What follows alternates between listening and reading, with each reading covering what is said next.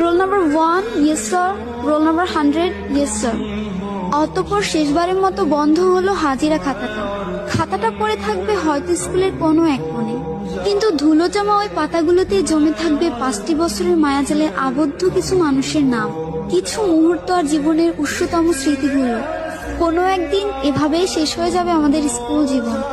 পরীক্ষায় যে 100-র মধ্যে 90, 99, 98 পাবে সে সবার কাছেই ভালো, আর যে 100-র মধ্যে 20-30 পাবে সে সবার কাছে ফালতু, বেকার। স্যার আইজ্যাক নিউটন তো 30-এর বেশি নাম্বারই পায়নি, হামেশাই ফেল হয়েছে, পাশই হয়নি।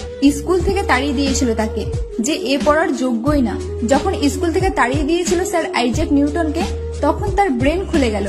হঠাৎ সে গাছ থেকে একটি আপেল পড়তে দেখে এবং মাধ্যাকর্ষণ সূত্রের সিদ্ধান্ত দেয়।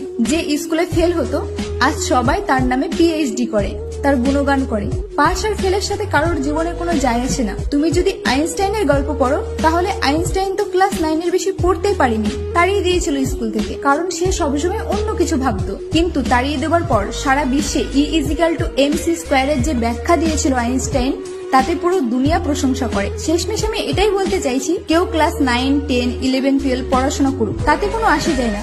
কারণ জ্ঞান ডিগ্রি দিয়ে অর্জন করা যায় না। জ্ঞান আলাদা জিনিস আর ডিগ্রি আলাদা জিনিস। তাই পরীক্ষায় কম নাম্বার পেলে কখনো মন খারাপ করবে না। টেস্ট পরীক্ষা শেষ।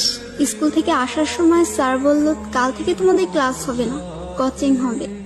বাড়ি আসলাম, স্কুল ড্রেসটা খুলে যত্নে রাখলাম, কারণ আমাদের সেই স্কুল ড্রেসের রুলসটা আর নেই। এখন যে যার মতো স্কুল ড্রেস পরলেও চলবে, না পরলেও চলবে। ড্রেসটাকে যত্ন করে রাখলাম, কারণ এই ড্রেসটার সাথে আমার জীবনের বেস্ট সময়গুলো জড়িয়ে। The end of SSC batch.